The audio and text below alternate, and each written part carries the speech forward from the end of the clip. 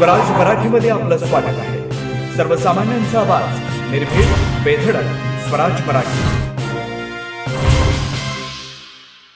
ग्रामीण भागातील तरुणांच्या लग्नाचा प्रश्न दिवसेंदिवस अधिक जटिल होत चाललाय. मुलांची लग्नाची वय निघून चालली असताना त्यांना लग्नासाठी मुली मिळत नाहीत.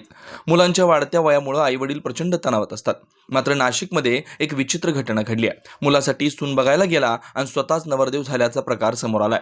नाशिकमधील सिडको भागात एका तरुणाच्या लग्नासाठी त्याचे वडील मुलगी पाहण्याच्या उद्देशाने गेलेले होते.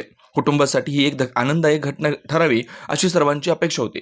मात्र ही भेट त्यांच्या कुटुंबासाठी शोकांतिका ठरली. त्या वडिलांनी स्वतःच त्या मुलीशी पळून जाऊन लग्न केलं. मुलाला एक स्थळ सांगून आलं होतं. मुलाला मुलगी पसंत पडली होती. त्या दोघांचा साखरपुडाही झालेला होता. मात्र दरम्यान त्या मुलाच्या वडिलांचं आणि मुलीचं सूत जुळलं आणि मुलांचं घर बसण्याआधीच बापाने मुलीसोबत लग्न केलं. या घटनेचा मुलाला मोठा मानसिक धक्का बसलाय. वडिलांवर असलेला विश्वास आणि त्याच्या स्वप्नांचा चक्काचूर झालाय.